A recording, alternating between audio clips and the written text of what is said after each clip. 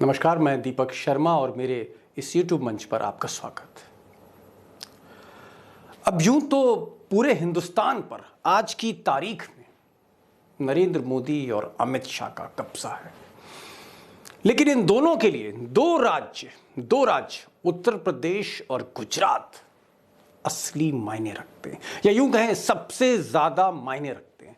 उत्तर प्रदेश जो देश का सबसे बड़ा राज्य है, वहां स्वीप करके ये थोक के भाव सीटें जीतते हैं और लीड लेते हैं, और गुजरात में दरअसल इन दोनों की बुनियाद है। अब ये जो भाजपा आज की आप देख रहे हैं, मोदी और शाह की भाजपा, द न्यू बीजेपी, ये जो किला है भाजपा का, इस नई भाजपा की जो जड़ें हैं, जो बुनियाद है, वो गुजरात में, जिसके मालिक मुख्तार शाह और मोदी हैं। और ये बुनियाद अगर जरा सी भी हिल गई तो मालिक मुख्तार का खेल खत्म हो गया। जी हां, बीजेपी में मोदी और शाह का खेल खत्म। इसलिए गुजरात के मायने, आप स्टेट के साइज पर मत जाइए, बुनियाद पर जाइए, इमारत की बुनियाद पर जाइए कि अगर यह बुनियाद कहीं ना कहीं दरकी तो खेला खत्म है। इसीलिए पूरी की पूरी जान लगा दी है मोदी और शाह ने इस किले को इस बार बचाने में। अब मेरी इन बातों से बिल्कुल अलग, अगर आप गोदी मीडिया के चैनल देखते हैं, चाहे वो इंडिया टीवी हो, चाहे एबीपी हो, चाहे और बाकी चैनल हो, आजकल जो सर्वे आ रहे हैं गुजरात के, हिमाचल के, अभी गुजरात में ना वोटिंग हुई है, ना काउंटिंग हुई है, ना नतीजे आए। महीने भर पहले ही गोदी मीडिया ने मोदी जी को जिता दिया है। लेकिन दोस्तों, जो ज़मीनी हकीकत है वो थोड़ा अलग है। हकीकत तो ये है कि मोदी और शाह लिटरली वो इस वक्त गुजरात में कैंप कर रहे हैं, बार बार गुजरात जा रहे हैं। और उसकी वजह यह है कि पिछली बार, अगर आप पिछली बार के आंकड़े देखें, लास्ट टाइम 2017 के, तो मोदी जी हारते हारते बचे थे। 99 सीटें मिली थी बीजेपी को और 77 कांग्रेस को मिली थी। और अगर आप देखें तो सिर्फ -+10 सीट्स का फर्क था। और अगर ये 10 सीटें कांग्रेस की तरफ चली जाती तो ये किला ढह गया था 2017 में। इसलिए मोदी जी घबराए हुए हैं। और इस बार मोरबी के पुल ने या और बाकी घटनाओं ने, आप यूं कह सकते हैं कि कहीं ना कहीं कंगाली में आटा और गीला किया है मोदी के लिए। और आज क्या है जमीनी सच, मैं आपको दो दिग्गजों से रूबरू कराऊंगा आज। दो दिग्गजों से, ये मेरा प्रॉमिस है। और जो बहस होगी, जो खुलासे होंगे, विस्फोटक खुलासे, आंखें खोल देंगे, क्योंकि आपको एक्चुअल एक्सरे पता लगेगा कि गुजरात का क्या। और गुजरात इसलिए मैंने कहा इंपॉर्टेंट है क्योंकि मोदी शाह की जो बीजेपी है, उसकी फाउंडेशन ही आज ये स्टेट है। इसके साइज पर फिर दोहरा रहा हूं, मत जाइएगा।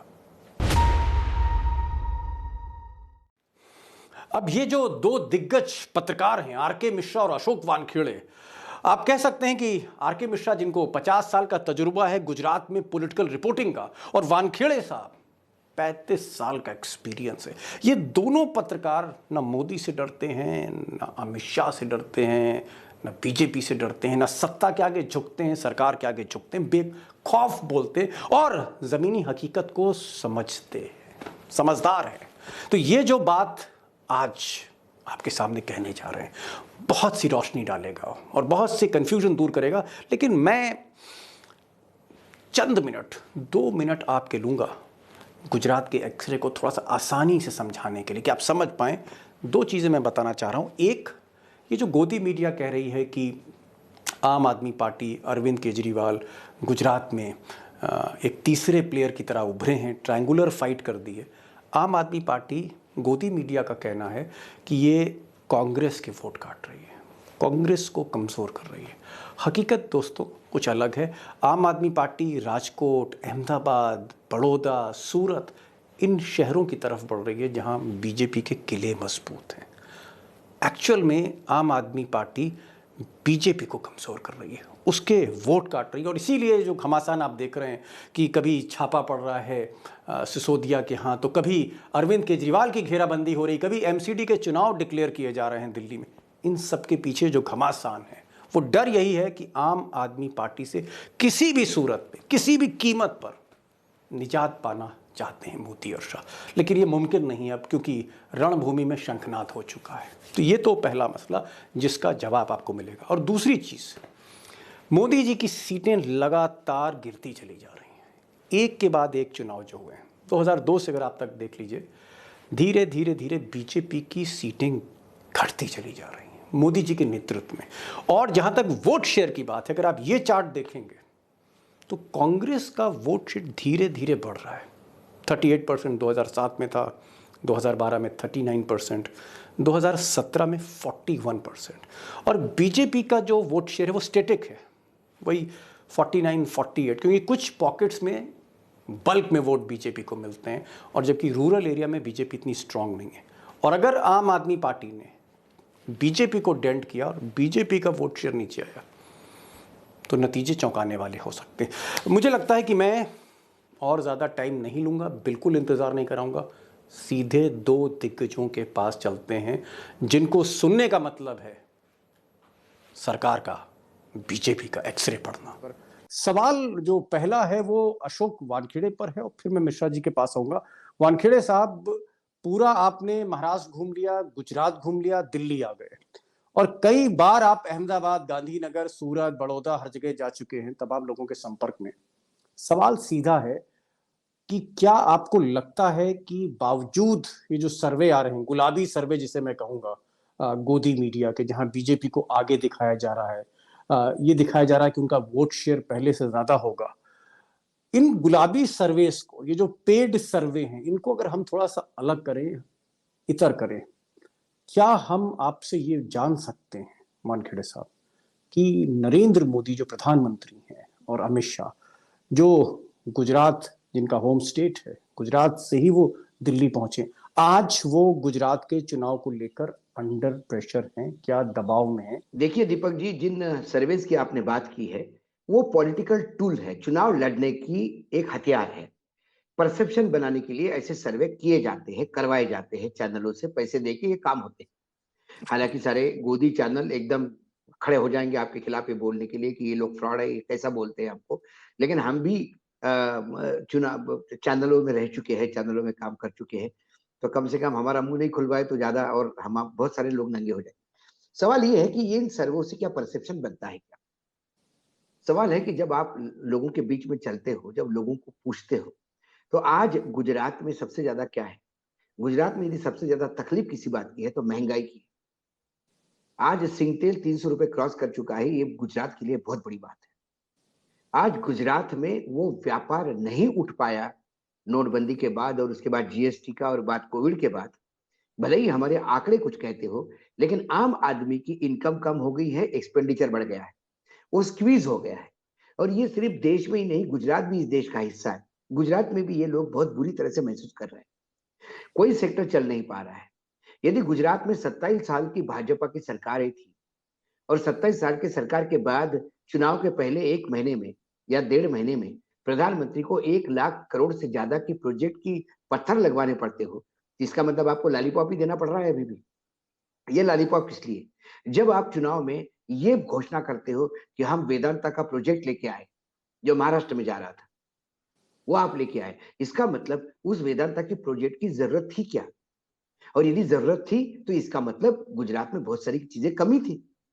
तो फिर 27 साल तक इन लोगों ने क्या किया? क्या सिर्फ सत्ता का उपभोग किया?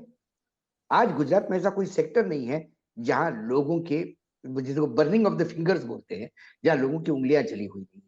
आप रियल एस्टेट देख लीजिए, आप इंडस्ट्रीज देख लीजिए, आप वहां पावर की स्थिति देख लीजिए, रोड की स्थिति देख लीजिए, स्कूल का ड्रॉप आउट देख लीजिए, सोशल पैरामीटर्स देख लीजिए। गुजरात बहुत पीछे है, क्योंकि गुजरात प्रोपोगंडे के साथ नहीं चलता। आप एक आध अवार्ड ले सकते हो, एक आध ट्रॉफी ले सकते हो झूठे आंकड़े देके और प्रोपोगंडा करके, लेकिन वास्तविकता, लोगों के जिंदगी में जो बदलाव लाना होता है, वो बदलाव तभी आता है जब वास्तविक चीजें रास्ते पे होती है। वो चीजें नहीं है। क्या पिछले 5 साल से गुजरात के सारे सरकारी कर्मचारी आंदोलित नहीं है? क्यों नहीं है? और यदि आंदोलित है तो किस बात के लिए आंदोलित है? ऐसी क्या बातें हैं कि संपन्न गुजरात, जो सबदूर गुजरात में खुशहाल भूमि है, श्री कृष्ण की भूमि मानी जाती है, महात्मा गांधी की भूमि है, सरदार वल्लभ भाई पटेल की भूमि है और नरेंद्र मोदी और अमित शाह की भूमि है। उस गुजरात में ऐसा क्या हुआ कि लोग आंदोलित हैं? आप कहते हो कि मैं भ्रष्टाचार नहीं होने देता। यदि आप भ्रष्टाचार नहीं होने देते, तो ऐसा क्या कारण था कि आपको पूरी की पूरी कैबिनेट बदलनी पड़ी? इसका मतलब कुछ कुछ गड़बड़ थी जो कैबिनेट बदलनी पड़ी? या यूं ही एक दिन फाफड़ा और जलेबी खाते हुए अमित शाह ने और नरेंद्र मोदी जी ने बात की? सरकार बदलने के लिए एक्सरसाइज होती है, बहुत बड़ी रणनीति के तहत किया गया है। वो रणनीति इसलिए थी की गई कि आपको एंटी इनकम्बेंसी का डर लगता है, क्योंकि आप सिर्फ बोलते हैं, आप अपनी मन की बात करते हैं, जनता के मन की बात नहीं सुनते। वहां खेडूत यानी किसान भयावह परेशान है। वहां अभी भी लोग बटे हुए हैं। इन्हें ये बोलते हैं कि हमको, ये खुद तो भाषण में बोलते हैं कि मैं आपकी जाति का नहीं, आप, मैं किसी भी जाति का हूं, लेकिन आप मुझे सम्मान देते हैं। क्या आप जातियों को देख के सम्मान नहीं करते? क्या आपको पाटीदारों में भी कड़वा पाटीदार और लेवा पाटीदार का सम्मान नहीं है? क्या जयसुख पटेल सिर्फ इसलिए नहीं बचा है कि वो कड़वा पटेल है? क्या जयसुख पटेल को इसलिए नहीं बचाया जा रहा है, मोरवी पुल का जो सबसे बड़ा अभियुक्त है, जिसको सबसे पहले तुरंत हथकड़ी लगनी चाहिए थी, वो आदमी इसलिए बचा है क्योंकि वो पुरुषोत्तम रूपाला का समधी है? क्या लोगों के समझ में नहीं आता? 145 लाशें जब जल रही हो शमशान में और आप रंगारंग कार्यक्रम कर रहे हो, ये दुख है गुजरात की जनता का। आप हमारे जख्मों पे महान मरहम मत लगाइएगा, लेकिन आप हमारे जख्मों को नमक मत छिड़काइए। आपको उस हॉस्पिटल में रोगन करना पड़ रहा है। 2 करोड़ का पुल का ठेका दे सकते हो आप, लेकिन आप 50 लाख रुपए लेके उस हॉस्पिटल को ठीक नहीं कर सकते। ऐसा क्या हो गया, प्रधानमंत्री आ रहे तो रातों रात हॉस्पिटल ठीक होने लगा, बेड बढ़ने लगे? तो ओरिजिनल गुजरात क्या है? यह तस्वीर उस अस्पताल की है जहां लोग इलाज ले रहे थे। जी। गुजरात का फेक मॉडल क्या है? वो वीडियोस है जो रंगरोगन हो रहे थे। ओरिजिनल तस्वीर क्या है गुजरात की? कि 2 करोड़ का ठेका जिस कंपनी को दिया जाता है, वो मात्र 12 लाख रुपए खर्चा करता है उस ठेके पे, और 1 करोड़ 88 लाख रुपए वो अपने जेब में डालता है। ये है गुजरात का ओरिजिनल सत्य। मिश्रा जी से हम सुनना चाहते हैं, देखिए ये जो सर्वे बेस्ड हो रहे हैं, या आग जो भी बीजेपी के लोग हैं, बीजेपी के पत्रकार हैं, वो ये कह रहे हैं कि आम आदमी पार्टी कांग्रेस का वोट काट रही है, आम आदमी पार्टी कांग्रेस को नुकसान पहुंचा रही है, इसलिए हालात भले ही गुजरात में बहुत अच्छे ना हो, लेकिन इसका एडवांटेज बीजेपी को मिल रहा है, इसका एडवांटेज मोदी जी को मिल रहा है। तो क्या ये बात सही है? आपको, आपका क्या फीडबैक है जो आप तमाम लोगों से बात कर रहे हैं? क्या आम आदमी पार्टी कांग्रेस का वोट काट रही है, या आम आदमी पार्टी शहरों में जिस तरह की वो वंदे मातरम की राजनीति कर रही है, गणेश लक्ष्मी की राजनीति कर रही है, वो बीजेपी को नुकसान दे रही है?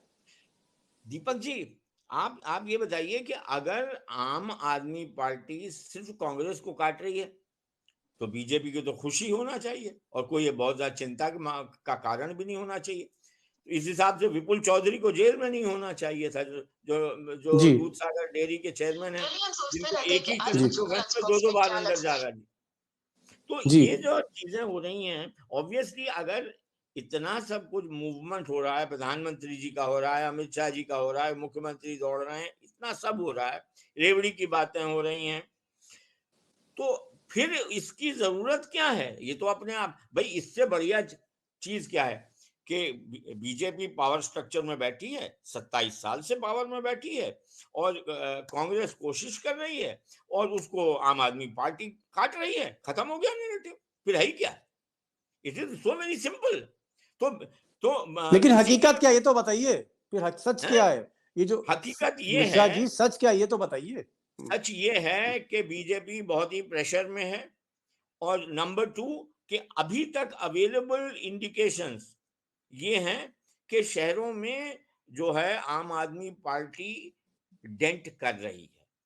किसको? कांग्रेस की लिस्ट आई है। नहीं, आम आदमी पार्टी शहरों में किसको, बीजेपी को डेंट कर रही है? ऑब्वियसली दीपक जी, अगर शहरों में डेंट करेगी तो वो बीजेपी को ही करेगी, गांव में करेगी, रूरल एरिया में करेगी, ट्राइबल बेल्ट में करेगी, तो वो कांग्रेस को करेगी।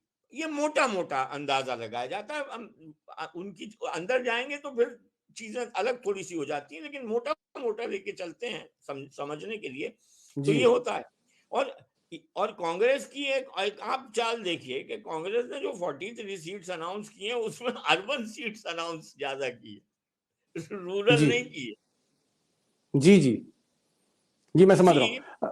आपको क्या लग रहा है कि जो आपका फीडबैक आ रहा है वानखेड़े साहब, वो गुजरात का फीडबैक क्या है कि आम आदमी पार्टी वाकई मोदी जी और शाह के कंधों पे चढ़ गई है? दीपक जी, इसमें दो तीन बातें हैं। कांग्रेस का बेस हमेशा ट्राइबल्स में, कांग्रेस का बेस पीछे पिछड़े दलितों में, कांग्रेस का बेस ग्रामीण क्षेत्र में गुजरात में ज्यादा रहा है। और शहरी क्षेत्र में बीजेपी पूरे देश में शहरी क्षेत्रों से बीजेपी उतरते उतरते जहां जहां ग्रामीण क्षेत्रों में कहीं वहां उन्होंने कब्जा कर लिया। मतलब वहां अच्छा खासा उन्होंने फिर अपना वोट परसेंटेज और सीटें बढ़ा दी। गुजरात में 2002 में गोधरा के हिंदुत्व के लहर पे जो 126 सीटें मिली थी नरेंद्र मोदी जी को, उसके बाद 2019 तक लगातार जी सीटें कम हो रही है। 2000 तो 17 तक, सॉरी, लगातार सीटें कम हो गई है। और पिछली बार तो 2017 में वो 99 आ गई। उन्होंने भले ही अब तोड़ फोड़ करके इधर से उधर का सिंदूर लेके उसको आंकड़ा बढ़ा दिया, लेकिन वो जानते हैं कि मतपेटियों से जो उनको जनमत मिला वो 99 सीट्स का था। यदि इस बार उसमें 9 सीटें कम हो जाती तो सत्ता विपक्ष में बैठती है। आपको विपक्ष में बैठना पड़ेगा। ये वॉर क्राई होता है। जैसा युद्ध में हर हर महादेव, जय भवानी, जय शिवाजी बोल के टूट पड़ते हैं, वैसा इस बार अब की बार 150 पार, अब की बार 160 पार, अरे अब की बार 95 पार के लिए लाले पड़ रहे हैं। उनका इंटरनल सर्वे 75 से ऊपर नहीं जा रहा है। ऐसे में यदि शहरों में आम आदमी पार्टी डेंट कर गई तो फिर ये किधर मुंह दिखाएंगे? गांव में तो लोग खड़े नहीं कर रहे इनको। जिस नरेंद्र मोदी पूरे देश में ये प्रचार करते थे कि कांग्रेस पार्टी कहां है, खत्म हो गई। अमित शाह और जेपी नड्डा कांग्रेस पार्टियों पे हंसते थे, कहां है भाई पार्टी? आप किस पार्टी की बात कर रहे हैं? क्या गरज पड़ी नरेंद्र मोदी जी को ये बोलने की कि कांग्रेस पार्टी से आपको संभल के रहना होगा, गांव गांव में घुस के प्रचार कर रही है। इस बार जो मुझे समझ में आ गया, मुझे लगता है आर के मिश्रा जी, यदि मैं सही हूं तो मुझे सही, मतलब यदि मैं गलत हूं तो मुझे बिल्कुल करेक्ट करे। जो पिछली बार उन्होंने खाप जो एक नया एक्सपेरिमेंट किया था, सोलंकी जी ने, जो 149 सीटें कांग्रेस को मिली थी, उसमें क्षत्रिय, हरिजन, आदिवासी और मुस्लिम्स ये जोड़े थे। जो खाम उन्होंने जो खाम थ्योरी अपनाई थी, जी क्योंकि इस बार उन्होंने क्षेत्रीय की जगह बैकवर्ड लिया है। क्योंकि क्षेत्रीयों में ठाकुर भी आते हैं कि जो कुछ जगह बैकवर्ड्स में आ जाते हैं। तो इस बार उन्होंने खाम नहीं, इस बार उन्होंने बादाम बनाया है। जो मेरी बात हो रही थी वहां पे, बादाम का मतलब बैकवर्ड। बैकवर्ड में सारे ओबीसी वगैरह सब बैकवर्ड में आ जाएंगे। जी हाँ अदर बैकवर्ड को बैकवर्ड किया उन्होंने, फिर दलित, फिर आदिवासी और फिर मुस्लिम। तो उन्होंने बादाम नाम की थ्योरी शुरू की है। और जैसा कि मिश्रा जी ने कहा कि बहुत ही इंटेलिजेंटली उन्होंने शहरों में अपने उम्मीदवार उतार दिए पहली लिस्ट में।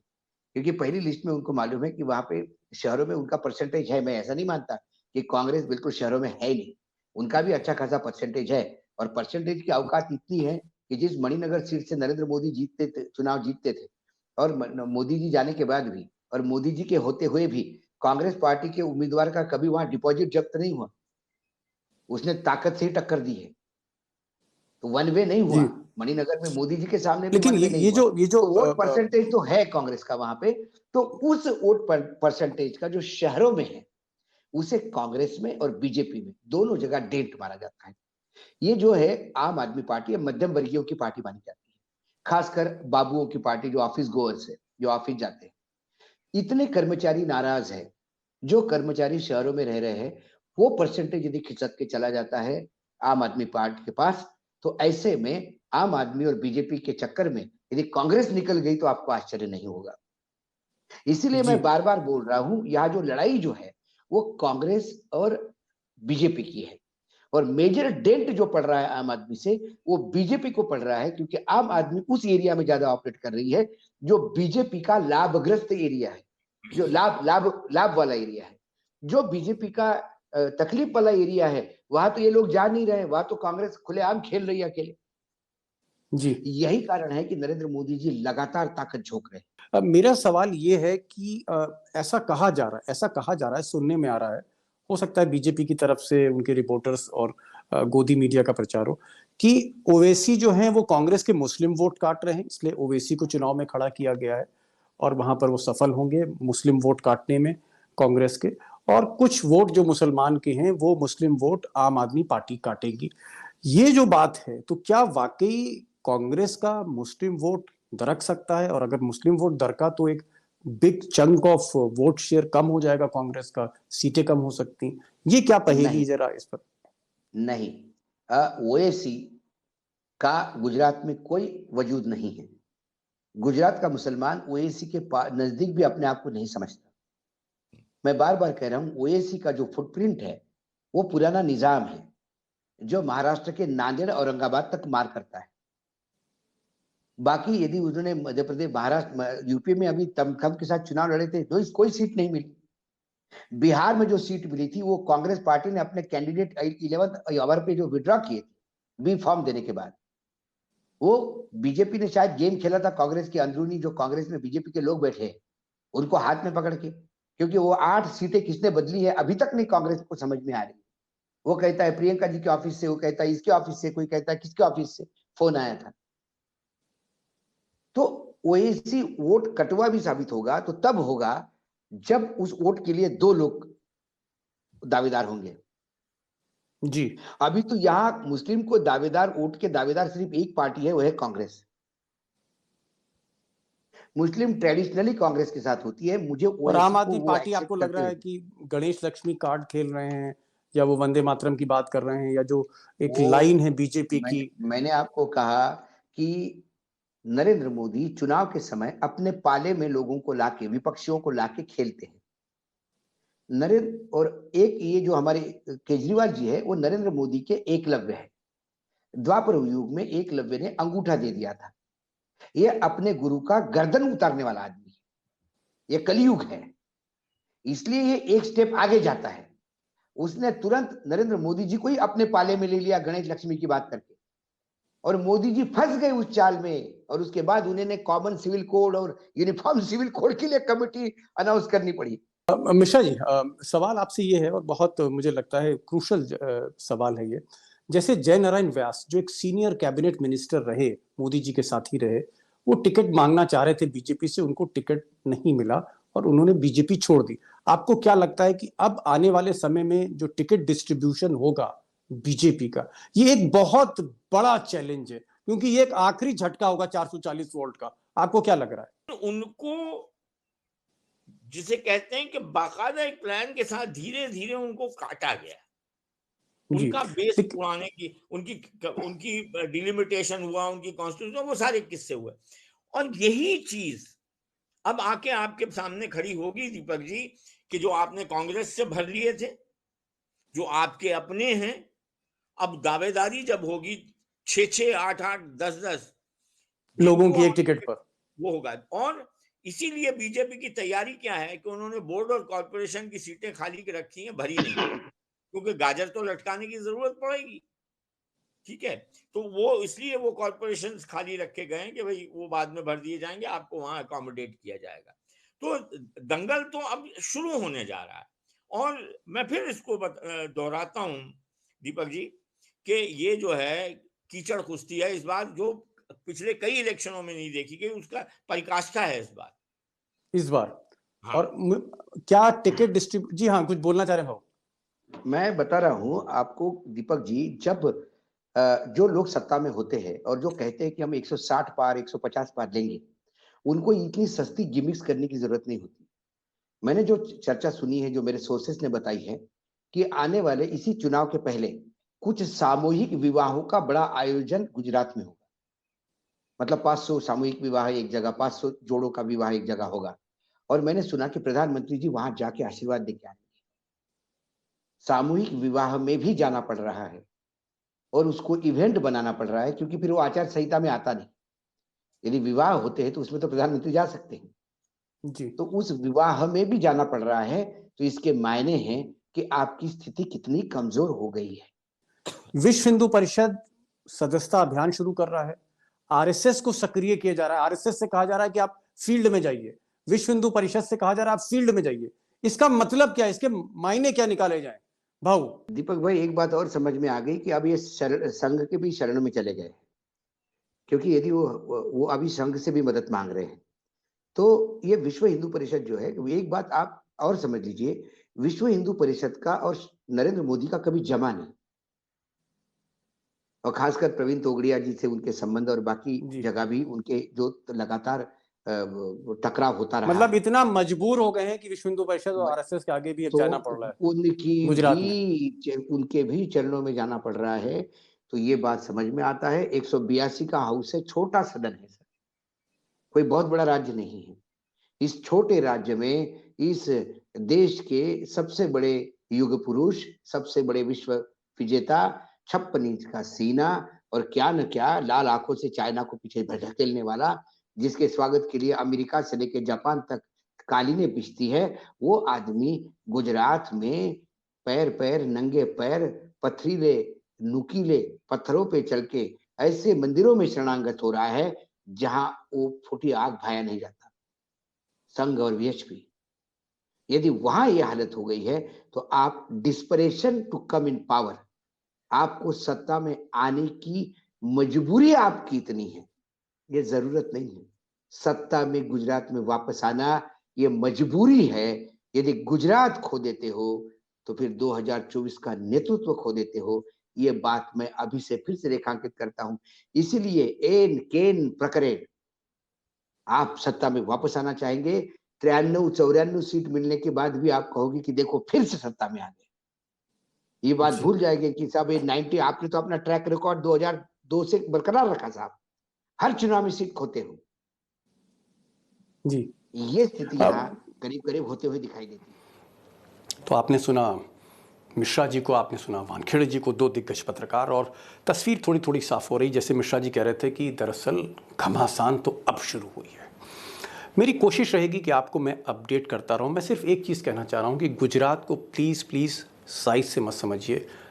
गुजरात फाउंडेशन है, बुनियाद है इन दोनों की।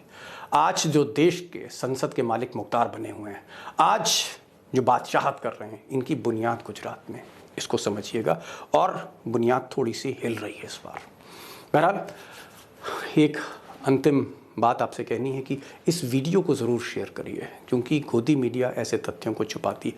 तो इस वीडियो को शेयर करिए, चैनल को सब्सक्राइब करिए, बेल नोटिफिकेशन जो है आइकॉन, उसको क्लिक करिए कि आपको नोटिफिकेशन जल्दी मिले। और मेरी कोशिश रहेगी कि आपके जो कमेंट्स हैं वो मैं ज़रूर पढूं और जवाब दूं। तो कमेंट्स ज़रूर लिखिए, लिखना मत भूलिएगा। तो ये था आज का वीडियो। फिर मिलेंगे एक नई वीडियो के साथ, तब तक के लिए नमस्कार।